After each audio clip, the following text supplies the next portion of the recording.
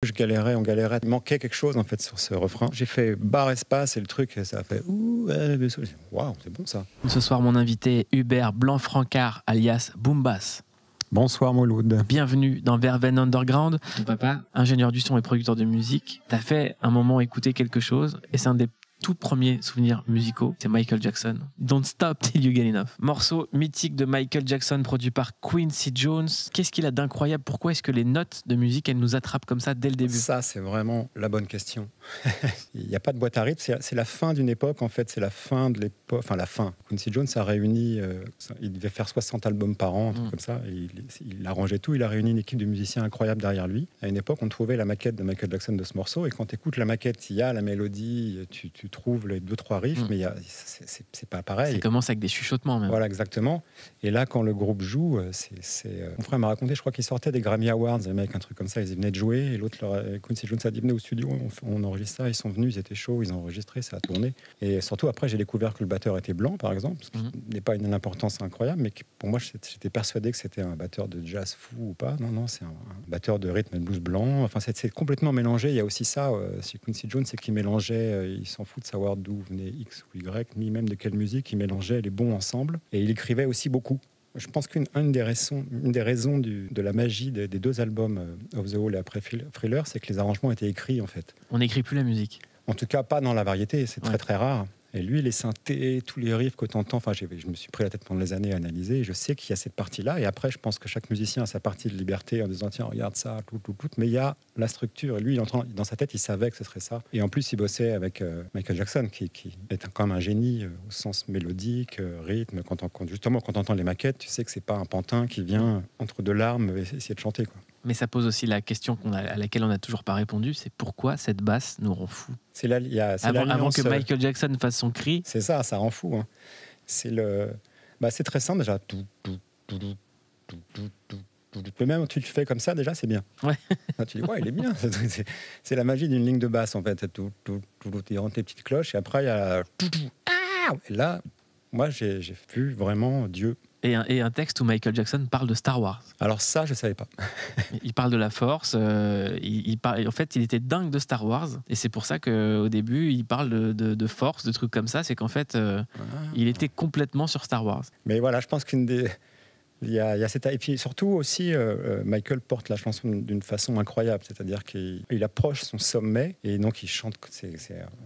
Ça a l'air simple quand tu écoutes, mais en fait, porter une chanson, ça veut dire qu'il y a le groupe qui joue et tu tires la musique avec toi. C'est la voix en fait qui tire le groupe. Qu'est-ce qu'il avait d'unique et d'induplicable, Michael Jackson? Le fait que commencer à 5 ans et avoir autant de succès et en famille et en étant noir américain à l'époque où il a commencé, déjà fait de lui quelqu'un d'à part. Après, quand même un génie de la chanson et de l'interprétation et de la scène, etc. Donc c'est vraiment, il fait partie de ces rares humains qui sont des artistes hors normes, qui ne sont pas forcément meilleurs que d'autres musicalement, mais qui ont cette synchronicité aussi avec une population entière, en fait, ce qu'on voit chaque année, là, mais c'est quelque chose qui est indéfinissable, si ce n'est qu'on peut analyser le talent, et effectivement, si je le mets à côté de moi dans la pièce, là, chacun en chante, il y a une grosse différence.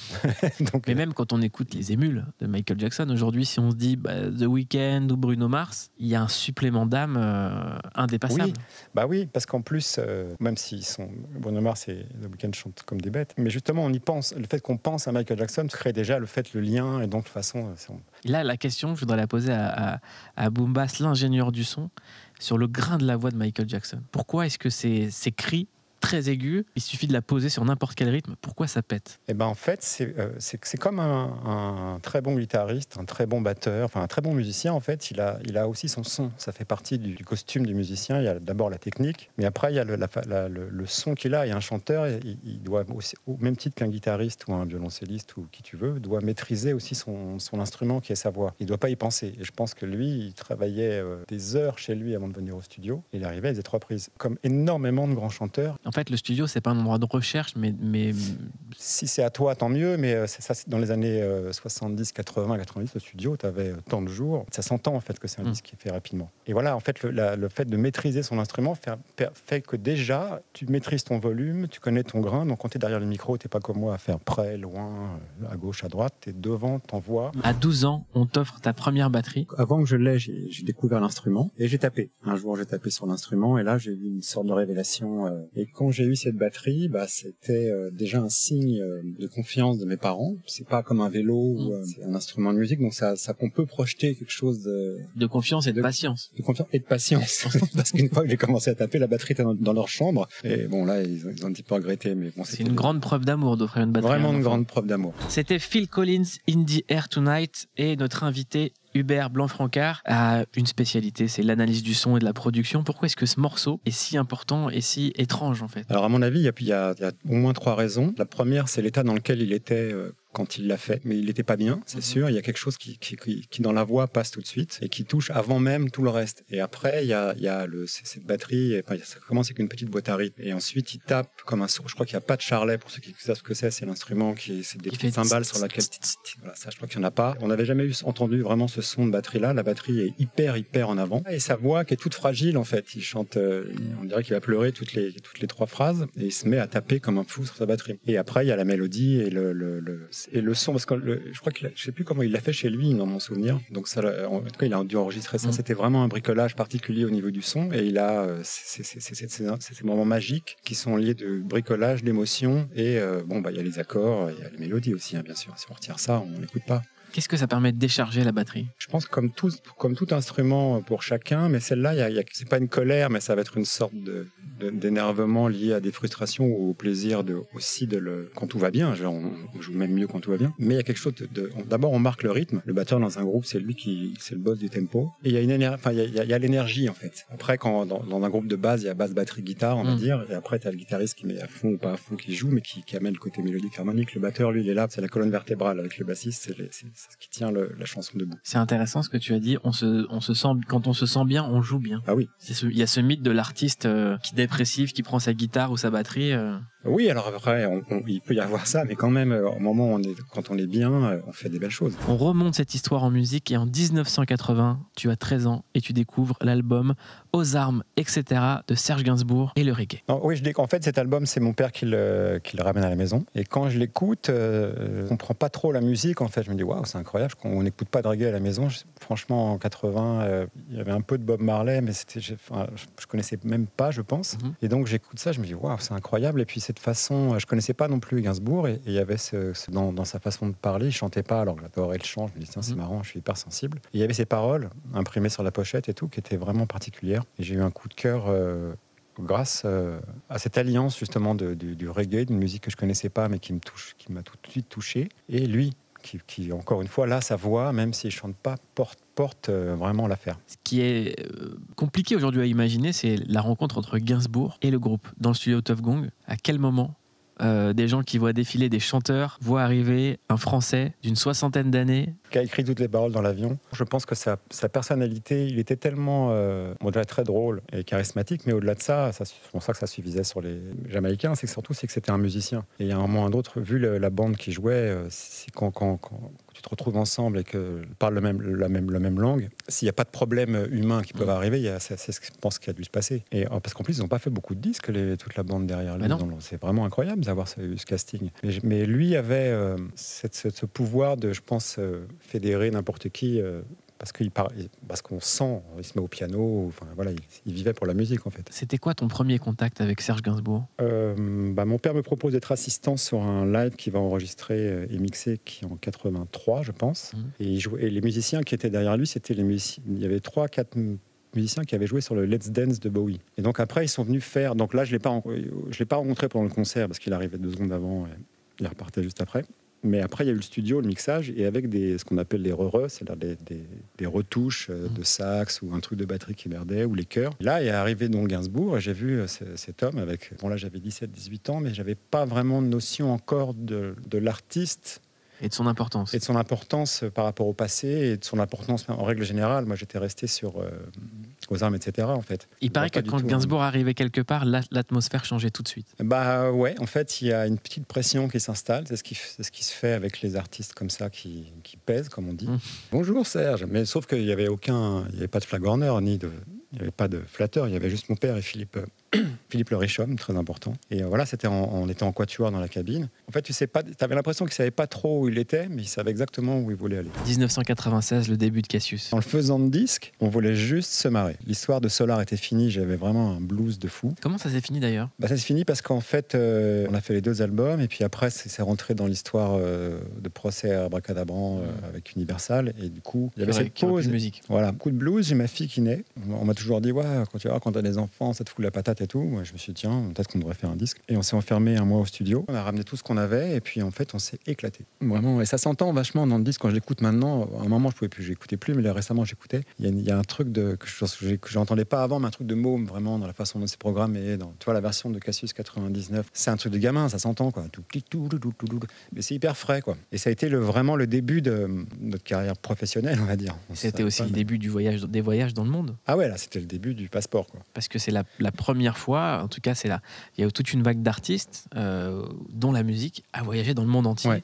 Et tout d'un coup, les projecteurs étaient sur la France. Voilà, notamment grâce au Daft Punk, qui me sortait d'un carton phénoménal, mais très, avec une image très underground encore, donc un peu un truc mystérieux, de genre, waouh, ça cartonne, mais on les voit pas, ils parlent pas, c'est quoi ce truc? Et on était tous un peu dans cet esprit de pas se mettre en avant, puisque aucun de nous chantait. Donc, comment faire pour exister sans se montrer? Donc, il fallait du graphisme fort, puis on adorait ça. Bon, c'était un ensemble de choses, et c'était cohérent avec tout ce qui se passait. Et les portes se sont ouvertes dans le monde entier. C'était très, très, très, très nouveau. Ça a été quoi le premier choc à l'international pour Cassius? C'était au Twilo à New York en 98 ou 17. On jouait avec les DAF, Roman Anthony et François K. En âge et tout, mais il y avait, et en plus, a débarqué, c'est New York, et a débarqué toute la scène de DJ de New York. On a pris dans les bras tous nos héros de disques naissants. Ouais, c'était incroyable. Je n'y croyais pas. J'ai pas dormi. C'était un truc sans rien prendre. C'était vraiment un truc. C'était un rêve de gosse qui se prenait. Donc, et il y avait une queue de 300 mètres. J'ai des images. Il faut prouver ce qu'on n'a jamais revécu après, en tout cas à New York. Donc ça, c'était le premier pas. Mais après, vraiment la vraie claque, c'était Londres. Qu'est-ce qui s'est passé? C'est un ovni total. Cet album, en fait, ça vient de l'album qui s'appelle 15 Again, qui est notre 3e album. On a vraiment pris un virage. On a eu besoin, en fait. Et un jour, Philippe arrive, me fait écouter. Il y avait un piano, un pied, lui qui hurle à 3 du mat comme ça. Et je sais plus quoi, je me dis putain, mais c'est génial cette chanson. Et je lui dis on le met dans l'album. C'est genre vraiment, sa voix sur le. Ouais, c'est lui. Et c'est vraiment peut-être une semaine avant la fin du disque, tu vois, le truc, il l'avait fait, je sais plus, il devait la donner à quelqu'un. Je lui dis mais t'es malade, donne-moi ça tout de suite. Et après il me dit mais non, il faut refaire la voix, etc. Et en fait je dis non, je sais pas, bon, j'ai un peu déconné, mais en fait on l'a réessayé, il retrouvait pas cette énergie qu'il a fait chez les 3 du mat. Et en fait c'est tout le temps les mêmes paroles. J'ai réécouté. En fait c'est peut-être pour ça que ça n'a pas été un tube planétaire aux États-Unis, parce qu'il n'y a pas vraiment de paroles à part il attend. Sur son répondeur. Mais c'est ce qui fait aussi le charme, c'est-à-dire que ça se prend pas au sérieux. C'est la même technique de production qu'on aurait pu faire sur un truc de house. Mais là, c'était votre premier morceau de pop, de la véritable pop. Vraiment, vraiment de la pop. Et là, bon, avant que Mathieu Chédid, qui fait toutes nos guitares sur nos albums, vienne au studio, le morceau était hyper bien, mais je me dis, putain, il manque un truc, quoi. Il y a juste la voix, le piano. Et là, il vient, il cherche des guitares, et tout d'un coup, il fait ce truc de ska. Et là, je me vois dans la piole, j'étais petit, avec Madness et tout. Je me dis, waouh, mais c'est génial, ça. Avec Philippe, on saute en l'air, il a fait ça, et c'est devenu. Et comment vous avez trouvé le petit synthé, là? Ça, c'est Popcorn, en fait. C'est pareil, c'est un des trucs qu'on a essayé de glisser avec Philippe. On s'était dit, il faudrait qu'on fasse Popcorn. On s'est dit, mais là, c'est le moment ou jamais de mettre un riff qu'on mettrait jamais ailleurs. Et en fait, c'est tout le gimmick du morceau. J'aimerais avec la guitare, qu'on écoute un extrait du tube. Pour le coup, c'est vraiment le tube de Cassius, I Love You So. D'où sort la voix? Alors, elle s'appelle Sandra Richardson. Ouais. Le morceau est horrible, pardon ceux qui l'ont fait, mais en fait, c'est le début, c'est les 2 premières phrases du couplet, je crois. Mais c'est un coup de, c'est à l'époque. En fait, c'est un sample. C'est un sample, ouais. D'accord. Je pensais que c'était vous qui aviez fait chanter quelqu'un. Non. Après, on l'a fait rechanter, mais c'est un sample. Je downloadais avec mon frère énormément de trucs. Il y a eu l'époque des blogs en 2010, on pouvait encore downloader des milliards de trucs. Et là, je trompe sur un truc génial avec plein de soul. Il y avait l'instru, on galérait à trouver un truc. Il manquait quelque chose en fait sur ce refrain. Et vraiment, j'ai fait barre espace et le truc, ça a fait waouh, c'est bon ça. C'est vraiment, mais en fait c'est ça, c'est l'anti 7 jours à chercher. Ouais, c'est ça.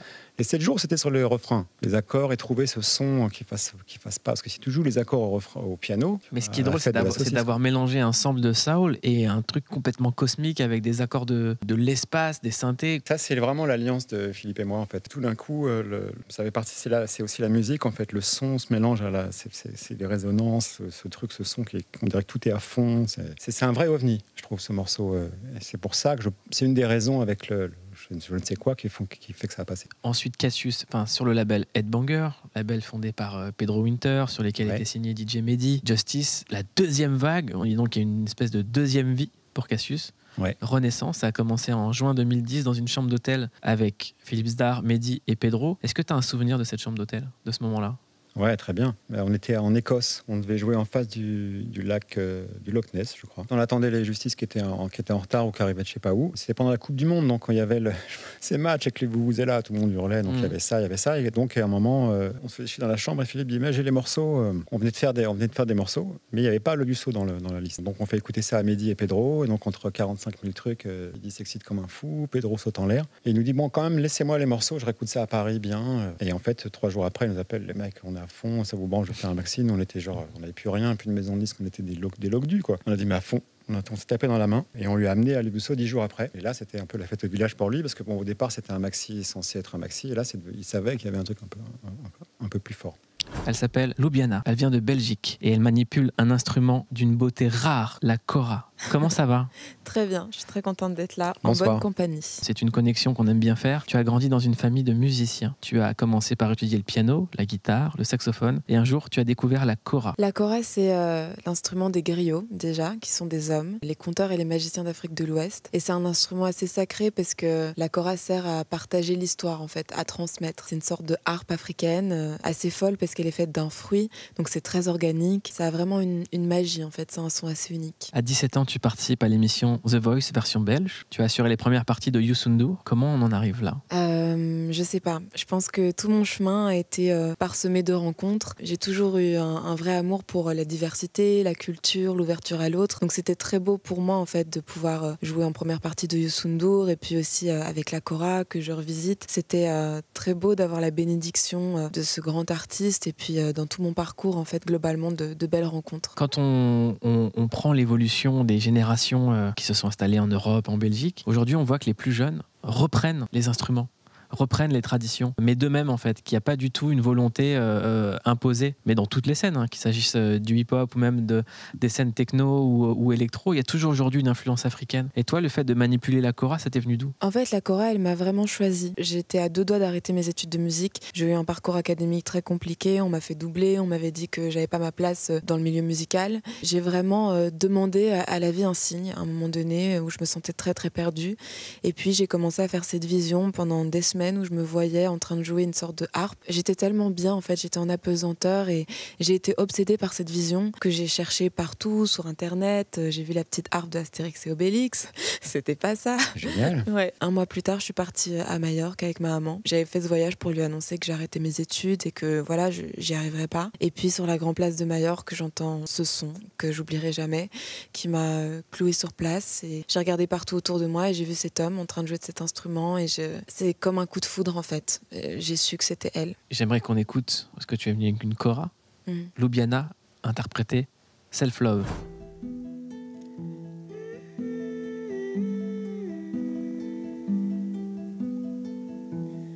Daddy said that I should love myself, but he didn't look me in the eyes.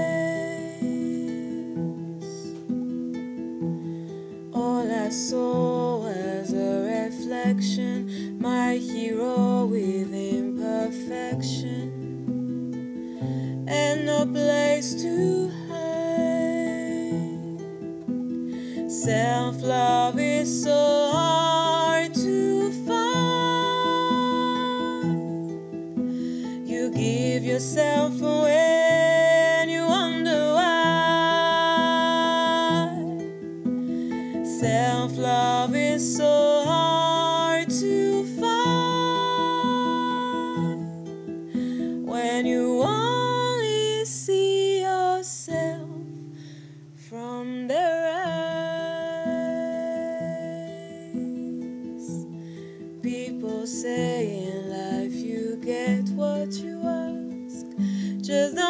ask for too much. Don't ask for too much. 'Cause I know them well, those demons of myself. One day somehow I let them go. Self-love is so hard to find. You give yourself away and you wonder why. Self-love is so hard to find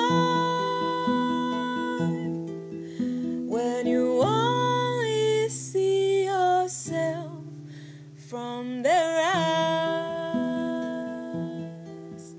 When you only see yourself from their eyes.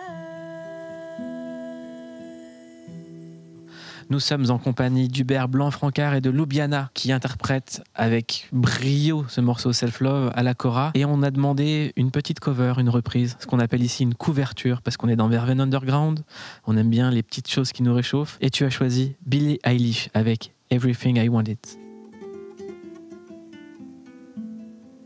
I had a dream. I got everything I wanted. Not what you think. And if I'm being honest, it might have been a nightmare to anyone who might care. Thought I could fly, so I stepped off the golden.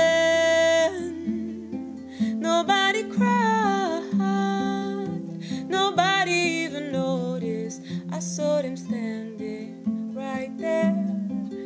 Kind of thought they might care. I had a dream.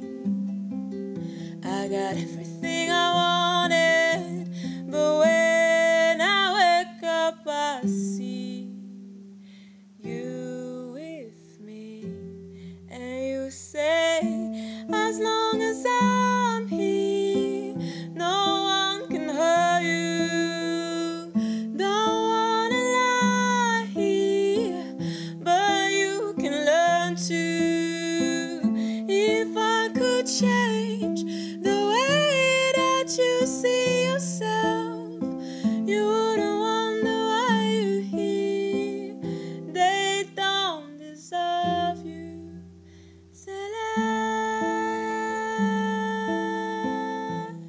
C'est mayone, c'est